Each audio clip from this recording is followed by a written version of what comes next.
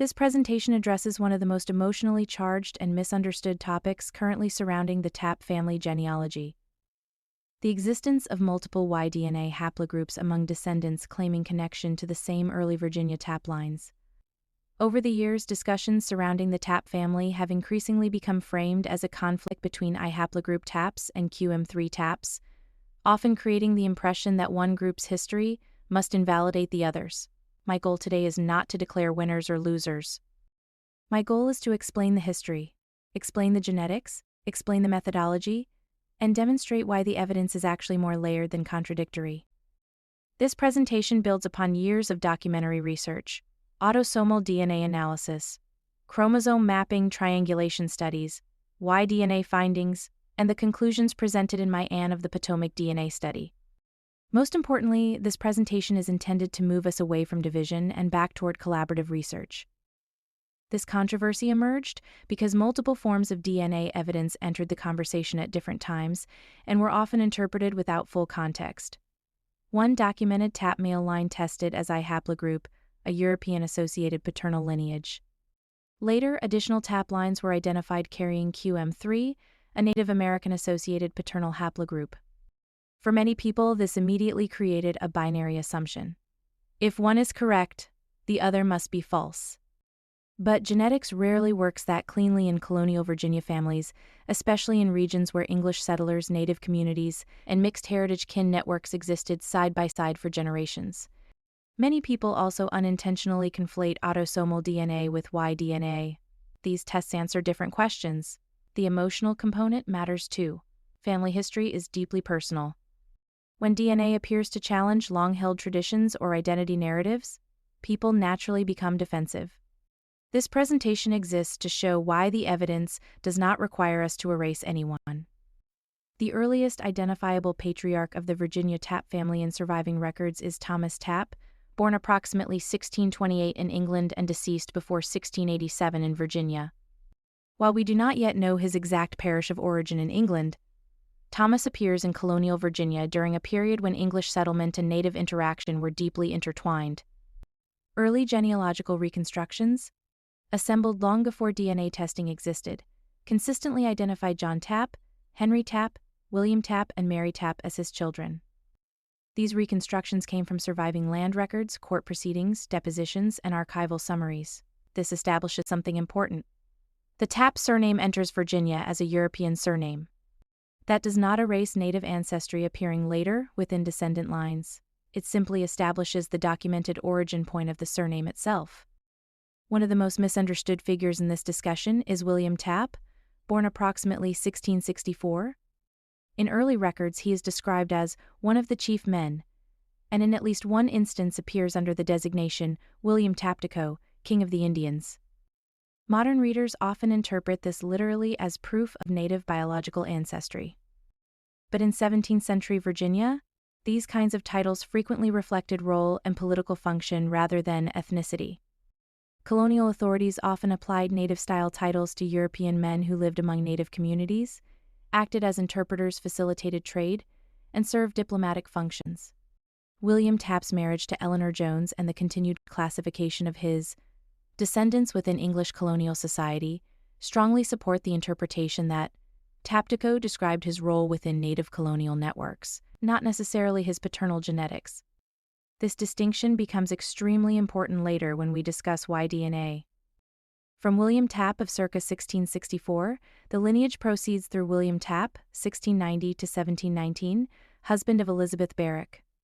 From this family group emerge William Tapp, 1707 to 1780, Vincent Tapp, 1714 to 1752, and Charity Tapp.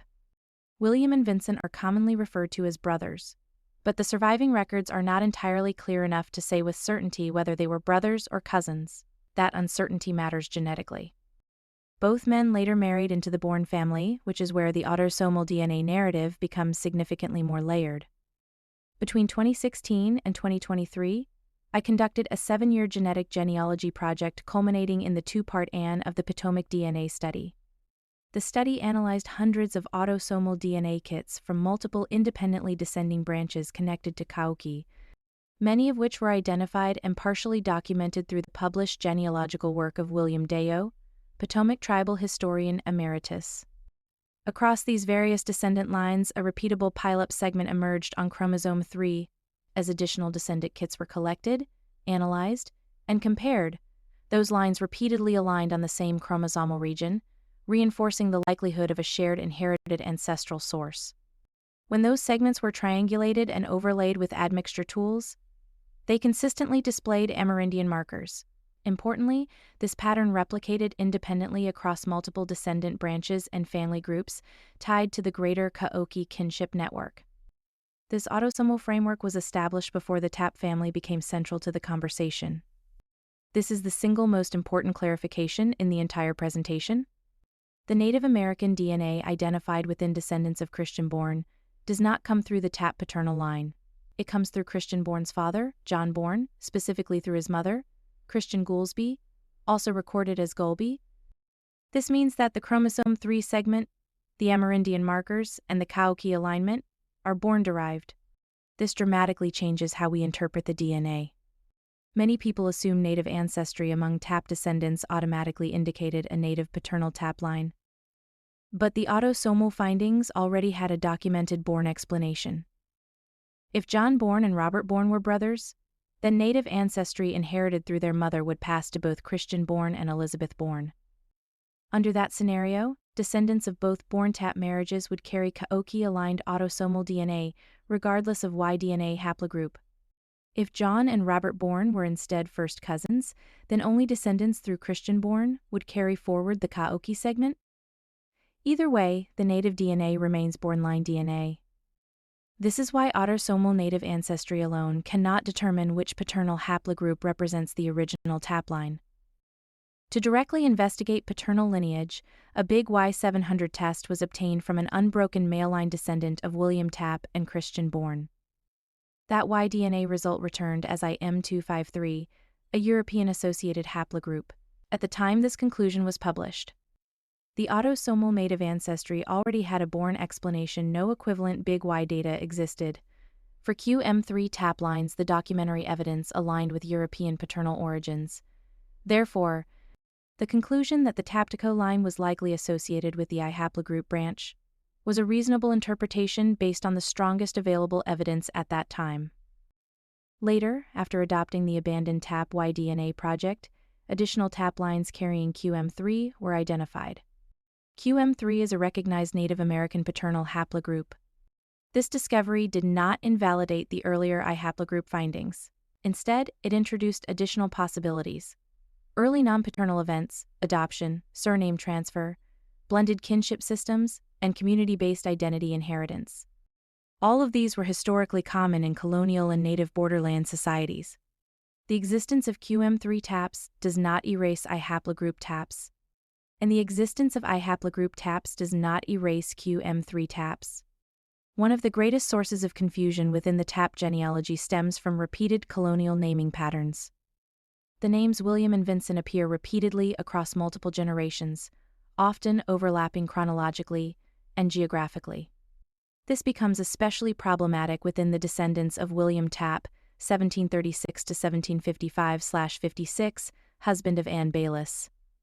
Researchers must carefully separate Vincent Tapp, 1727 to 1791, Vincent Tapp Jr., Vincent Tapp, 1757 to 1824, later Vincent descendants, and multiple William Tapps living simultaneously. Over time, online family trees and compiled genealogies frequently merge these individuals incorrectly. Once one mistaken attachment entered public genealogy databases, it spread rapidly across descendant trees and was copied repeatedly without verification. Even a single mistaken generational attachment can completely alter Y-DNA expectations. An important clarification must be made regarding one of the currently discussed Q-M3 Tapp lines. The tester believed his paternal lineage connected directly to the same early Virginia Tapp line associated with the documented I-haplogroup descendant branch. However, upon closer examination, the documentary trail appears to contain a generational misidentification tied directly to the repeated name problem discussed in the previous slide. The issue is not the DNA result itself. The issue is that the paper trail connecting that tester to the specific early Tapp ancestor appears to be incorrect due to mistaken identity between similarly named colonial individuals. The Q-M3 result itself is valid. The tester's family history is valid, but the specific attachment to the same documented paternal line associated with the I-haplogroup branch does not currently hold up under documentary scrutiny. This is precisely why genetic genealogy requires both careful document analysis and high-resolution DNA testing. Neither alone is sufficient. Another important point that must be discussed openly and honestly is that many currently identified Q-M3 Tapp family trees do not possess fully documented colonial paper trails into the earliest Virginia Tapp generations. Many of these lineages terminate in North Carolina, brick wall and scattered Virginia localities, or rely heavily on unsourced online tree compilations. At present, no Q-M3 line has been conclusively and documentarily connected to William Tapp of circa 1664, the Tapp Deco designation, or the King of the Indians references in surviving colonial records. That does not mean such a connection is impossible. It means it has not yet been demonstrated. The current documentary strength between the I-haplogroup line and the early Virginia Tapp records remains significantly stronger at this stage of research. One of the biggest sources of confusion in genetic genealogy is expecting one type of DNA test to answer every question. Autosomal DNA reveals shared ancestry across all lines. It is excellent for identifying cousin relationships, population overlap, and triangulated inheritance patterns. Y-DNA traces only the direct paternal line. A person can absolutely carry European Y-DNA while also possessing legitimate native autosomal ancestry.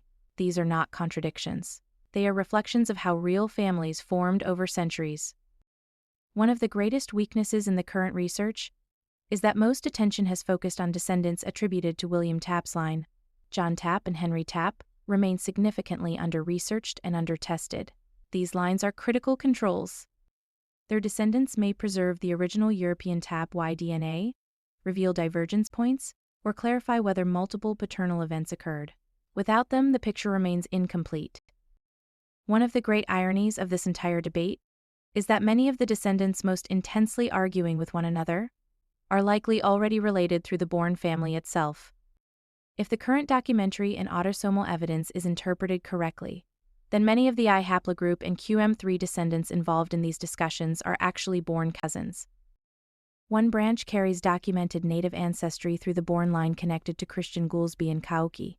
Another branch may not, but both still exist within the same broader colonial kinship network. That is an incredibly important perspective shift, because the DNA evidence does not point toward two completely unrelated populations fighting over the same history. Instead, it points toward a deeply intertwined colonial family system, where English settlers, native communities, mixed ancestry descendants, surname inheritance, and kinship overlap all existed together. In many ways, the current conflict may actually reflect the very complexity of colonial Virginia itself. The people arguing are not strangers to one another historically. They are part of the same layered story. The purpose of presenting these distinctions is not to diminish or attack Q-M3 Tapp descendants. It is to clarify the current state of the evidence.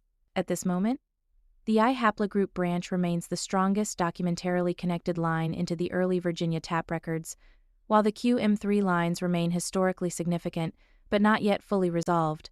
Those are methodological statements, not emotional ones. The existence of unresolved Q-M3 lines does not invalidate the I-haplogroup findings. Likewise, the existence of a documented I-haplogroup branch does not erase the reality that native-associated paternal lines carrying the Tapp surname also existed historically. The correct scholarly response is not hostility. It is further research.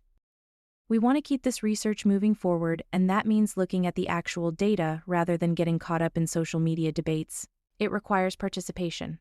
If you descend from the Tapp family, your DNA, records, and family stories may help resolve questions that have persisted for centuries. We especially need male line descendants of John Tapp, male line descendants of Henry Tapp, upgraded Big Y 700 tests, and documented lineages. No one loses their history by seeking the truth. The Tapp story is not broken, it is layered.